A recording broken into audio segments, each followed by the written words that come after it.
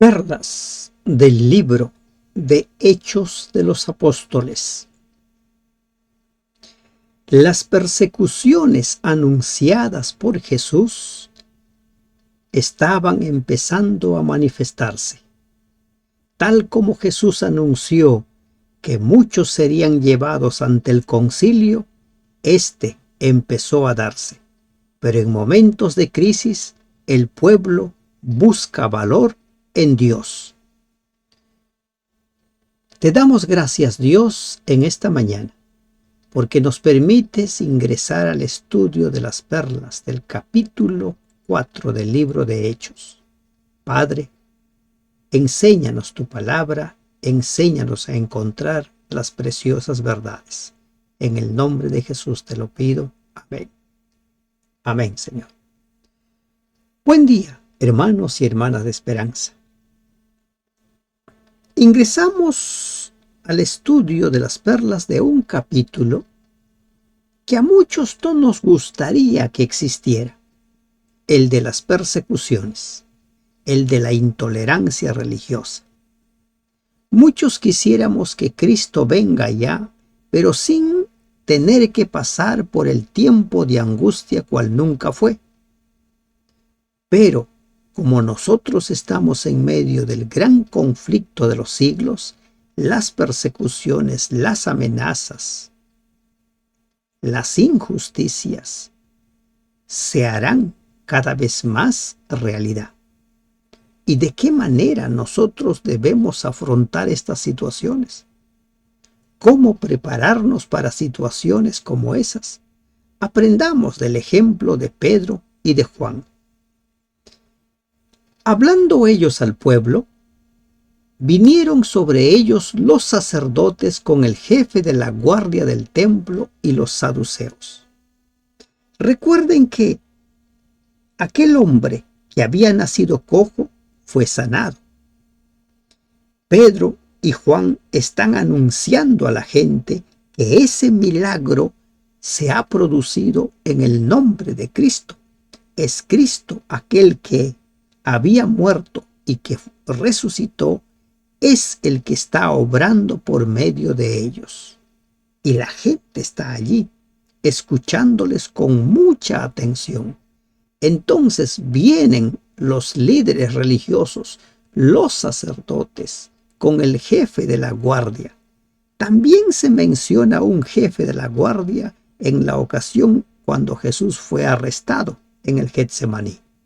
Y los saduceos, aquellos que no creen o que no creían que existía resurrección, resentidos de que enseñasen al pueblo. La versión Biblia de América dice molestos de que enseñasen al pueblo. La Nueva Versión Internacional dice que estaban muy disgustados. ¿Y por qué estaban muy disgustados? Porque los apóstoles estaban anunciando en Jesús la resurrección de entre los muertos. ¿Se imaginan cómo se han sentido los saduceos, aquellos que no creen, aquellos que dicen que no existe la resurrección? Ellos enseñaban de esa manera. Y ahora los discípulos están predicando la resurrección. Jesús le había dicho a los saduceos: ustedes están equivocados porque ignoran las Escrituras. Pero ellos continuaron en su error. Decidieron continuar en su error a pesar de que el Maestro les había demostrado que estaban errados. La obstinación forma parte de los intolerantes. La terquedad, la tosudez forma parte de aquellos que creen tener la verdad fuera de la palabra de Dios. Si tú consideras que tienes la verdad fuera de la palabra de Dios, recapacita. Incluso algunos creen tener la verdad basados en las Escrituras, pero solo toman algunos pasajes que les conviene o fuerzan una interpretación muy particular. Esto estaba sucediendo con los saduceos y eran líderes religiosos. ¿Cuál era el tema que estaban predicando los discípulos? La resurrección de Cristo. Y les echaron mano. Jesús había anunciado en Mateo 10:22, en Mateo 24:9, cuando habla de los eventos finales, que serían perseguidos. A causa de su nombre serían encarcelados. Tendrían que dar testimonio ante el concilio, ante las autoridades. ¿Y qué sucede con Pedro y Juan? Fueron tomados, ¿qué? Fueron encarcelados, fueron apresados y los pusieron en la cárcel hasta el día siguiente, porque era ya tarde. Qué injusticia, ¿verdad? Ellos no estaban haciendo ningún daño. Ellos habían hecho un bien. Por medio de ellos el Señor hizo que recuperara la salud un hombre. Pero, según las autoridades religiosas, ellos estaban en una falta que merecía ser encarcelados. Pero muchos de los que habían oído la palabra creyeron, y el número de los varones era como 5,000. La iglesia iba creciendo. El Espíritu Santo se estaba manifestando por medio de los apóstoles. La gente empezó a creer, empezó a aceptar. Ya se muestran o se nos da la cifra de como 5,000. Muchos creyeron en esa ocasión. No le creyeron a Jesús. No quisieron aceptar las palabras de Jesús, pero ahora decidieron aceptar las palabras de los apóstoles que hablaban con el poder del Espíritu Santo. Los seres humanos tenemos dificultad para creerle a Dios. Adán y Eva prefirieron creerle a Satanás en lugar que a Dios. Y en la actualidad no es distinto. La gran mayoría prefiere creer cualquier otra cosa, menos a la palabra de Dios. Pero aquí la gente estaba empezando a creer y aceptar. Al día siguiente, se reúnen en Jerusalén los gobernantes, los ancianos, los escribas. Están Pedro y Juan ante el concilio. Y en el versículo 6 se nos habla de los sumos sacerdotes. Estaba el sumo sacerdote Anás, Caifás, Juan y Alejandro, y todos los que eran de la familia de los sumos sacerdotes. Nosotros sabemos que cuando Dios elige al primer sumo sacerdote, a Aarón lo elige para ministrar, para ser el jefe de los sacerdotes, y era el único que podía presentarse ante Dios en el lugar santísimo. Era el único que podía presidir el día de expiación. Moría el sumo sacerdote y ingresaba otro sumo sacerdote. No había una lista de sumos sacerdotes vivos. En relación a la familia de los sumos sacerdotes, el Talmud menciona a varias destacadas familias de los cuales en ese tiempo se nombraban a los sumos sacerdotes. Caifás, que ejercía entonces el sumo sacerdocio, tenía varios parientes que ocupaban puestos encumbrados. Anás, su suegro, y es probable que varios de ellos estuvieran presentes en el juicio de Pedro y de Juan. Y poniéndolos en medio les preguntaron: ¿con qué potestad o en qué nombre habéis hecho vosotros esto? ¿Qué es esto? La sanidad del hombre que había nacido con discapacidad, de aquel hombre que no podía caminar. ¿Qué mal tenía este hombre? No se nos dice, solo se nos dice que era cojo. Había nacido así. ¿Por qué nació así? No lo sabemos. Hoy en día posiblemente la ciencia médica podría describir qué es lo que se produjo, pero el hecho es de que esta persona nació así, no podía caminar. Entonces Pedro, lleno del Espíritu Santo, y este es el secreto del éxito,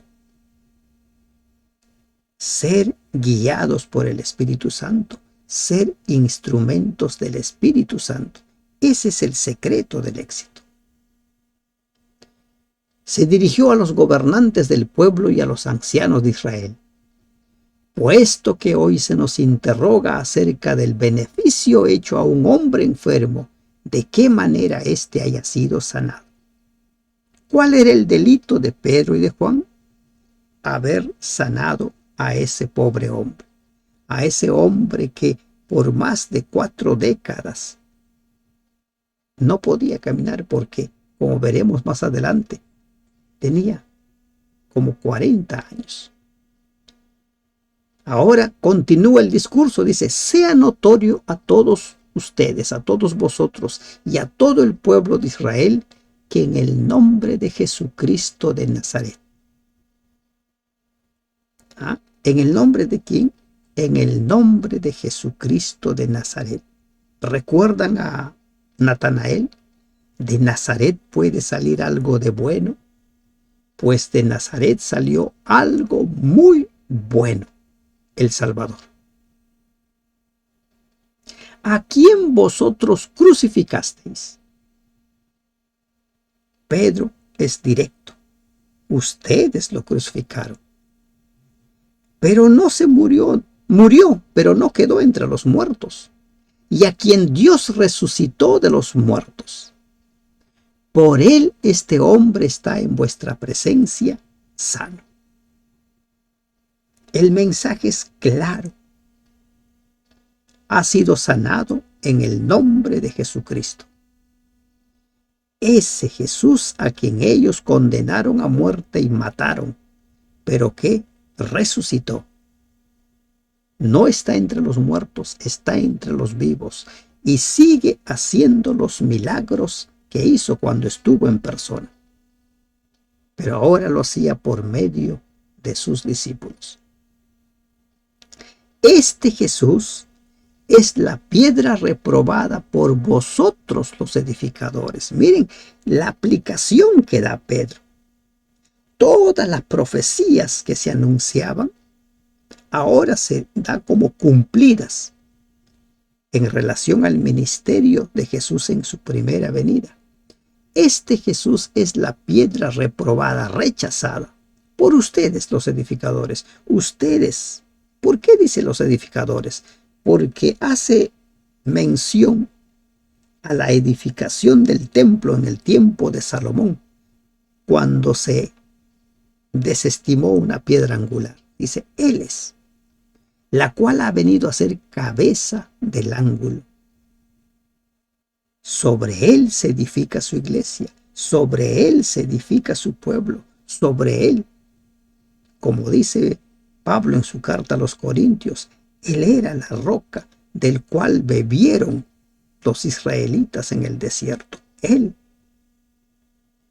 ha venido a ser cabeza del ángulo. Y miren esto de cabeza del ángulo. Es necesario que nosotros tengamos claro eso y también enseñemos con esa claridad. Jesús es la cabeza. No hay otro. Ningún ser humano puede ser la cabeza de la iglesia. Y en ningún otro hay salvación, porque no hay otro nombre bajo el cielo dado a los hombres en que podamos ser salvos.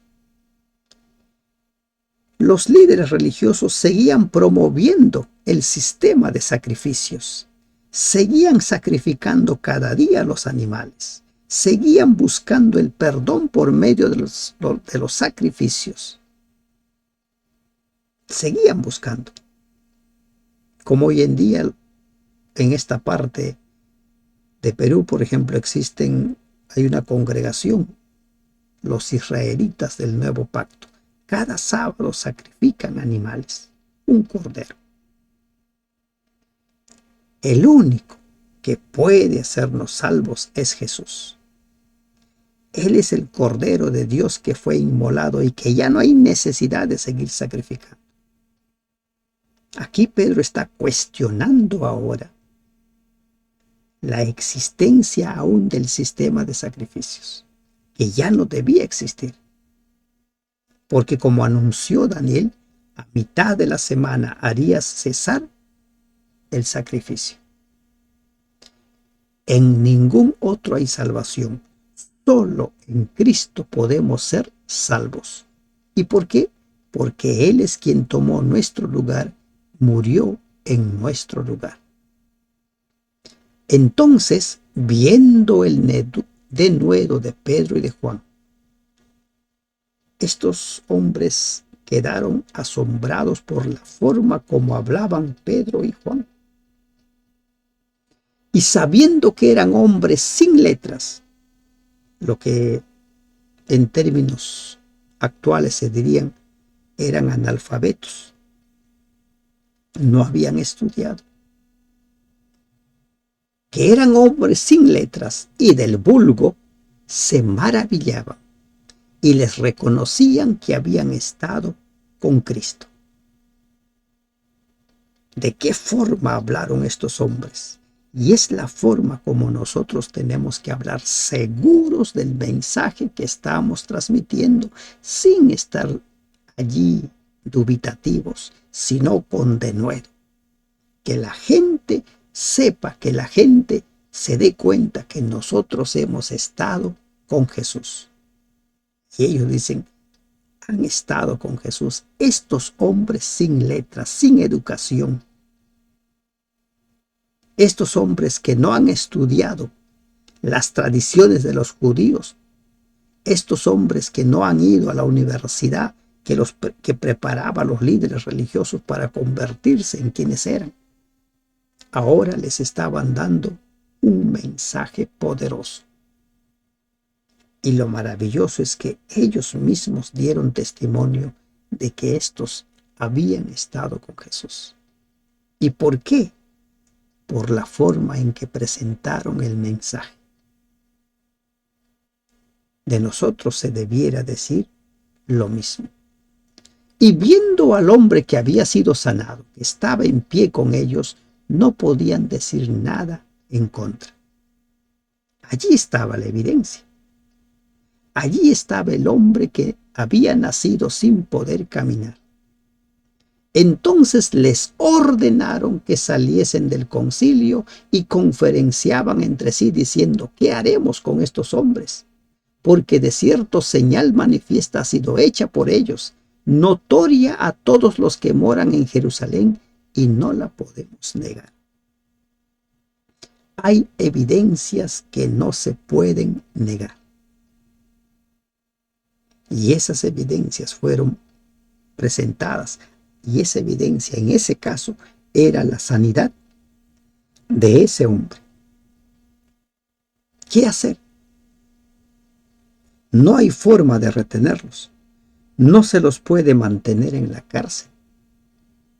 Sin embargo, dicen ellos, bueno, no podemos retenerlos. Sin embargo, para que no se divulgue más entre el pueblo, amenacémosles para que no hablen de aquí en adelante a hombre alguno en este nombre. Para que no sigan predicando, para que no sigan hablando de Jesús, para que no sigan diciendo que ha resucitado. Amenacémosles.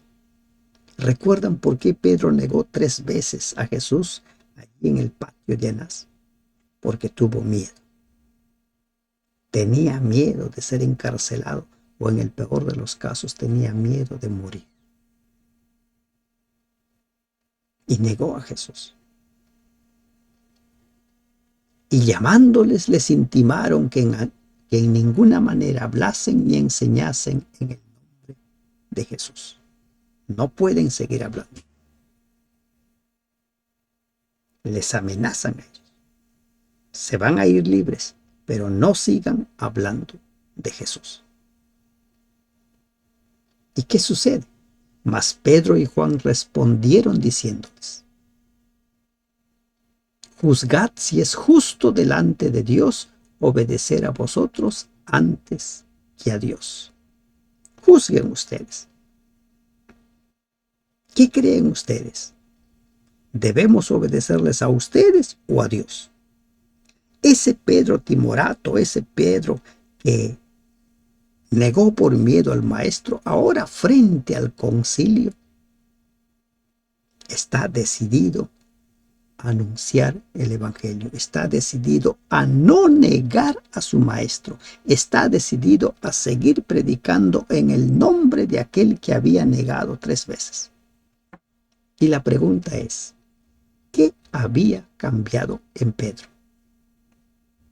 ¿Qué cambió desde aquella noche en que lo negó 3 veces y ahora, frente al Sanedrín, frente al concilio, dice: juzguen ustedes? ¿A quién debemos obedecer? ¿A Dios o a ustedes? Porque no podemos dejar de decir lo que hemos visto y oído. Juzguen ustedes. ¿Qué ejemplo nos dejan estos 2 hombres?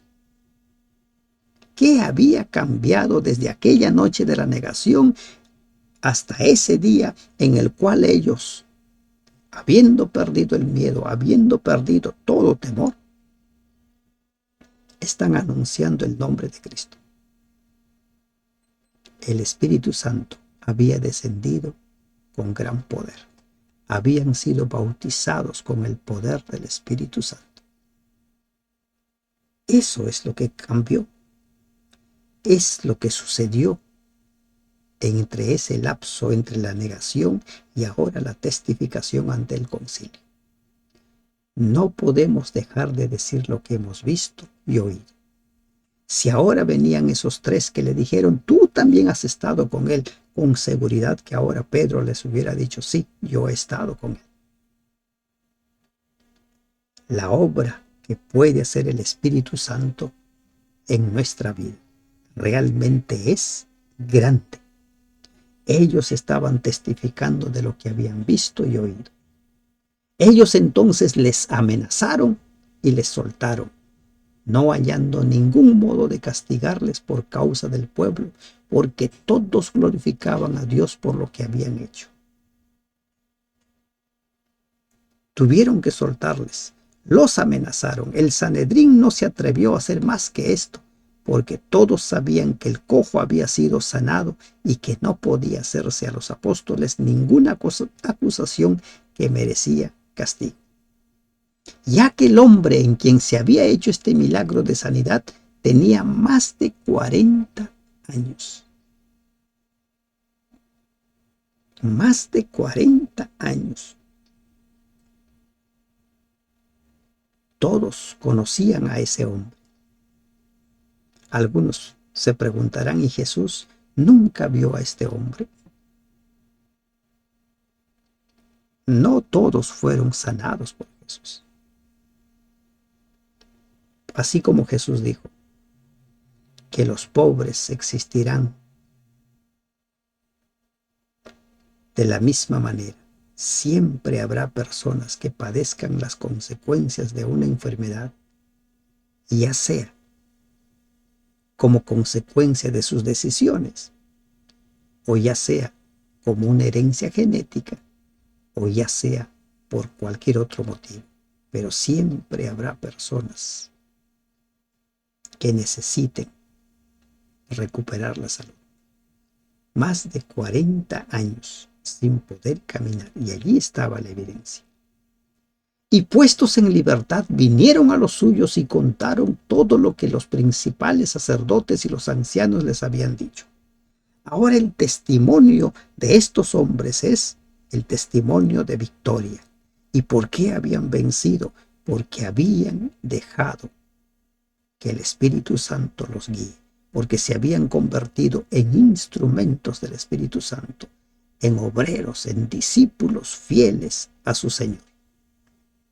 Y ellos, toda la congregación, habiéndolo oído, alzaron unánimes la voz a Dios y dijeron: Soberano Señor, Tú eres el Dios que hiciste el cielo y la tierra, el mar y todo lo que en ellos hay. Reconocen a Dios como el Creador. Proclaman al Dios Creador, a aquel que hizo todo lo que nosotros vemos. Que por boca de David tu siervo dijiste: ¿por qué se amotinan las gentes y los pueblos piensan cosas vanas? Se reunieron los reyes de la tierra y los príncipes se juntaron en uno contra el Señor y contra su Cristo. Porque verdaderamente se unieron en esta ciudad contra tu santo Hijo Jesús, a quien ungiste, Herodes y Poncio Pilato, con los gentiles y el pueblo de Israel, para hacer cuanto tu mano y tu consejo habían antes determinado que sucediera. Presten atención a esa última parte. Para hacer cuanto tu mano y tu consejo habían antes determinado que sucediera. Ellos ahora entendían la misión de Cristo. Ellos ahora tenían claro que todo lo que había sucedido con Jesús sucedió según lo que estaba escrito. El plan de salvación ahora era entendido por ellos. El plan de salvación debemos entenderlo. Es lamentable escuchar a mucha gente de Dios hablar acerca de el mensaje, pero no entienden el plan de salvación. Hay quienes consideran que Jesús no necesitaba morir. Hay quienes consideran que el pobre Judas ya fue condenado a ser el traidor desde antes de su nacimiento. El plan de salvación desestima todas esas creencias cerradas.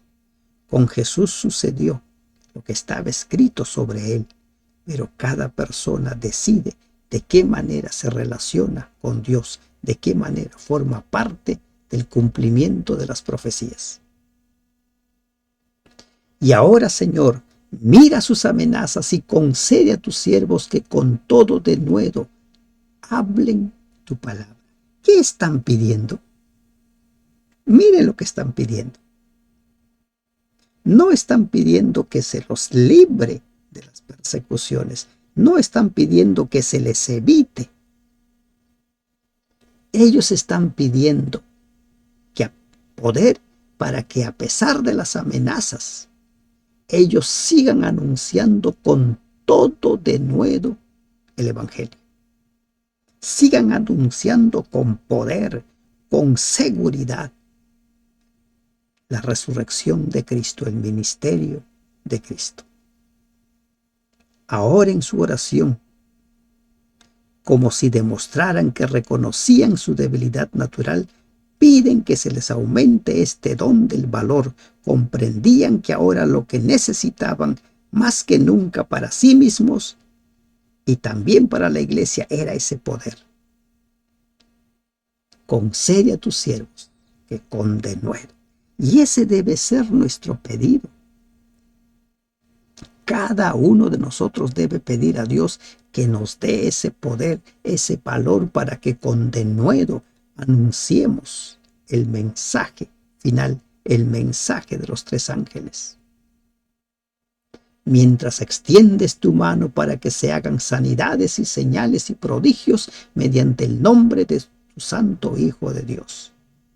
Permítenos, Señor, están clamando ellos, que las señales continúen, que los prodigios continúen, para que la gente vea, así como estos líderes religiosos vieron al hombre que había nacido cojo y ahora podía caminar y no podían negar tal evidencia. El ruego de los discípulos de la iglesia es que el Señor les siga permitiendo realizar esas señales y prodigios. ¡Qué lección para nosotros! Pidamos también nosotros dones que el Señor nos conceda para cumplir con nuestra misión.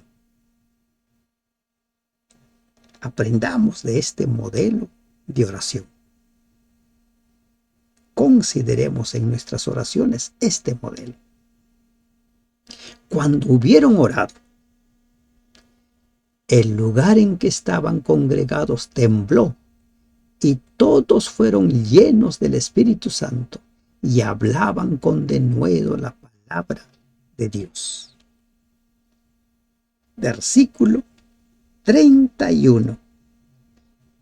Cuando la iglesia ora, cuando la iglesia busca a Dios, cuando la iglesia se pone en las manos de Dios, cuando la iglesia le dice a Dios, aquí estamos, heme aquí, envíame a mí, Dios responde.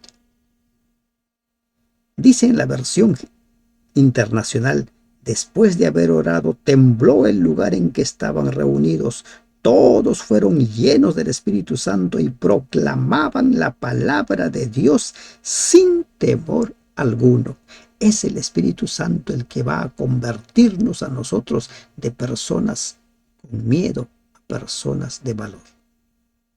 Es el Espíritu Santo que va a hacer de nosotros de personas con un lenguaje limitado a personas con un lenguaje poderoso. Es el Espíritu Santo el que marca la diferencia. Dice, fueron bautizados, todos fueron llenos del Espíritu Santo. Y aquí también encontramos otra perla. Nuestra consagración, el bautismo del Espíritu Santo es un tema de todos los días. No te conformes con que ya fuiste bautizado. Nuestra dependencia es cada día. Nuestra preparación es hoy. No vivamos en el futuro, vivamos en el presente, y el presente es lo que marcará la diferencia de cómo será el futuro, de cómo afrontaremos nosotros las situaciones que se presenten. Hay mucha gente que con miedo mira el futuro, se van a venir persecuciones, el tiempo de angustia cual nunca fue. Están más preocupados en lo que va a suceder, pero descuidan su preparación en el hoy, en el presente.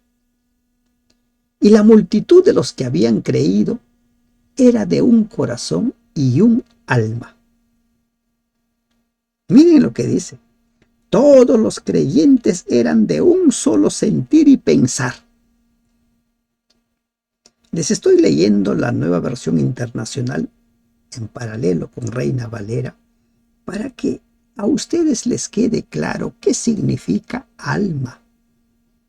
¿Qué dice? La multitud de los que habían creído eran de un corazón y un alma. Un alma. ¿Qué dice aquí? Eran de un solo sentir y pensar.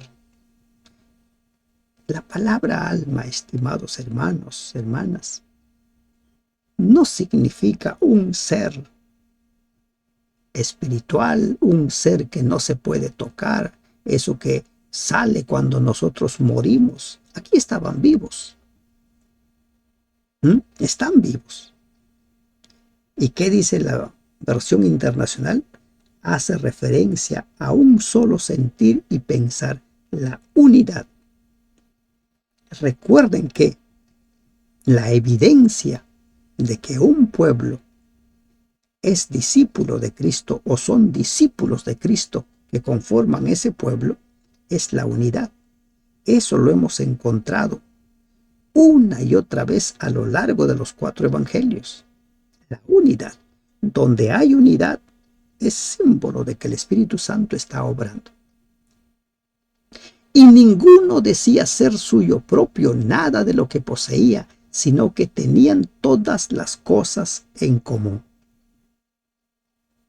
Había unidad. Y no solo había unidad, sino que las personas empezaron a considerarse verdaderamente como hermanos.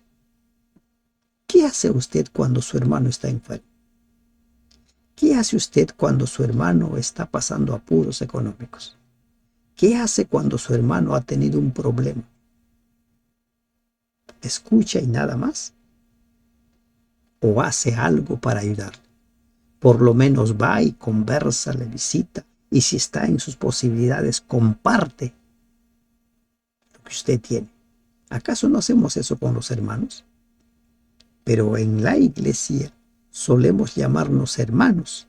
Y cuando escuchamos que alguien está en apuros, que alguien está sufriendo, escuchamos, bueno, vamos a orar por el hermano. Esta es otra perla que nos presenta el capítulo 4. Ninguno decía ser suyo propio nada de lo que poseía, sino que tenían todas las cosas en común.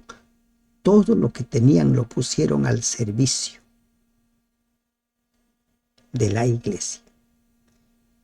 Ojo aquí, no confundamos con lo que proclaman los socialistas, los de bandera de la izquierda, que hablan de igualdad, que hablan de que nadie debe tener más bajo imposición. Acá nadie impuso.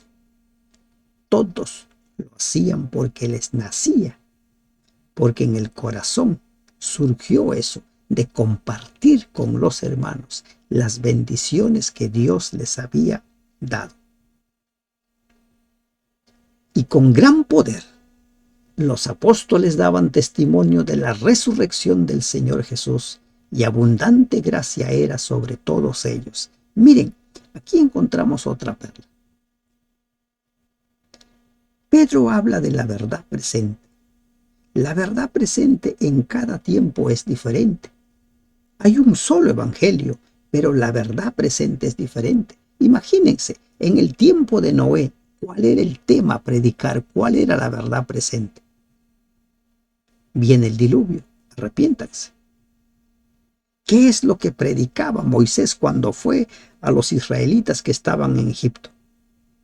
Viene el éxodo. Dios los va a sacar. Y ahora, ¿cuál es la verdad presente para los apóstoles? La resurrección de Jesús. Ha resucitado. Aquel a quien ustedes rechazaron ha resucitado. No está entre los muertos. Ha ascendido a los cielos. Y hoy en día, ¿cuál es la verdad presente para nosotros? El mensaje de los 3 ángeles. Ese es el mensaje que tenemos que predicar. El evangelio es uno solo. La gente, buscando la armonía, la unidad, ponían todas las cosas en común mientras los apóstoles predicaban. Esa es la forma de trabajar como un cuerpo, velando por los nuestros, anunciando el evangelio. Así que no había entre ellos ningún necesitado. Cuando empiezan las campañas presidenciales, por lo menos en esta parte de Sudamérica, no sé cómo será en el resto del mundo, se suele anunciar no más pobres, no más necesitados. Llegan al poder y los pobres continúan siendo pobres, o incluso los que no eran pobres llegan a ser pobres. Así como Judas. ¿Qué dijo Judas cuando la mujer derramó un perfume muy valioso? Lo hubiéramos vendido para los pobres. Y Juan dice, esto decía no porque le interesara a los pobres, sino porque era ladrón. Y lamentablemente los políticos utilizan a los pobres para enriquecerse ellos. Pero aquí no sucedía eso. Las personas decidieron compartir de corazón lo que tenían y no había entre ellos ningún necesitado. Las iglesias locales deben manejar siempre un fondo de pobres para ayudar a las personas. Cada cristiano debe tener un porcentaje para ayudar por lo menos con lo mínimo a la persona necesitada. Recuerden que los diezmos entregamos en su totalidad, pero las ofrendas, nosotros decidimos qué porcentaje separar para las ofrendas. Algunos separan otro 10%, incluso algunos separan mayor porcentaje. Quizás algunos separe un 5 o un 4% de sus ingresos. Pero siempre de ese monto hay que separar algo para los que necesitan. Siempre. No había necesitados porque todos los que poseían heredades o casas las vendían y traían el precio de lo vendido. Eso se llama vivir como hermanos. Eso se llama empatía. Eso se llama dadivosidad. Eso se llama ser misericordiosos. Y ponían a los pies de los apóstoles y se repartía a cada uno según su necesidad. Esta palabra, a cada uno según su necesidad, a cada uno se le daba según lo que necesitaba. No es que a todos les vamos a dar igual. No todos tienen la misma necesidad. Recuerde eso. No todos tienen la misma necesidad. Cada uno tiene una necesidad en particular. Cuando vas a hacer un plan para ayudar a las personas, piensa en qué necesidad tiene. Incluso cuando vas a evangelizar, así como Jesús vio la necesidad de la samaritana, piensa en la necesidad que tiene esa persona a quien vas a evangelizar. Y se repartía cada uno según lo que necesitaba. Entonces José, a quien los apóstoles pusieron por sobrenombre Bernabé, que traducido es hijo de consolación, levita, natural de Chipre. Recuerden que durante las guerras con Babilonia, muchos judíos fueron llevados al exilio y por eso es que los judíos estaban dispersos. Y aquí encontramos a Bernabé, un levita natural de Chipre. Esta es la primera vez que se menciona a Bernabé, quien más tarde viajaría con el apóstol Pablo en su primer viaje misionero. Lucas interpreta el nombre de Bernabé como hijo de consolación o hijo de exhortación. Los eruditos no están de acuerdo en cuanto a las palabras hebreas o arameas representadas por esta traducción. Pero aquí encontramos al gran Bernabé. ¿Y qué hace Bernabé? Como tenía una heredad, la vendió y trajo el precio y lo puso a los pies de los apóstoles. Tenía una heredad y él consideró que esa heredad no era necesario mantenerla. Lo vendió y el precio, dice, o sea, el 100% de lo que había adquirido, de lo que había obtenido de vender esa propiedad, lo puso a los pies de los apóstoles. ¿Alguien le obligó a Bernabé? Nadie. Él lo dio porque él así lo quiso. Esa es la forma de ayudar, esa es la forma de dar. Vamos a encontrar más adelante cuando lleguemos a las cartas de Pablo a los macedonios. Los macedonios querían ofrendar, pero Pablo dice, ellos ofrendaron de corazón, porque primero se dieron a sí mismos. Pero esta historia de la dadivosidad, de la entrega de Bernabé o José, va a ser imitado o quiere ser imitado por Ananías y Zafira. Y esa es la historia para el día de mañana. ¿Qué es lo que sucede con Ananías y Zafira? Porque quisieron hacer lo que hizo Bernabé. ¿Cuál es la perla para nosotros de este capítulo 4? ¿Será la dadivosidad de los hermanos? ¿Será la unidad que existía entre ellos? ¿Será el valor y el denuedo con el que Pedro y Juan predicaron ante el concilio? ¿Será la oración de entrega, de consagración y de pedir poder a Dios para seguir anunciando el Evangelio? ¿Con cuál de las perlas te quedas? Hay una obra que hacer, y es que debemos ser instrumentos de Dios guiados por el Espíritu Santo para proclamar la verdad presente, el mensaje de los tres ángeles. Ponte en las manos de Dios. Que Dios te bendiga. Amén.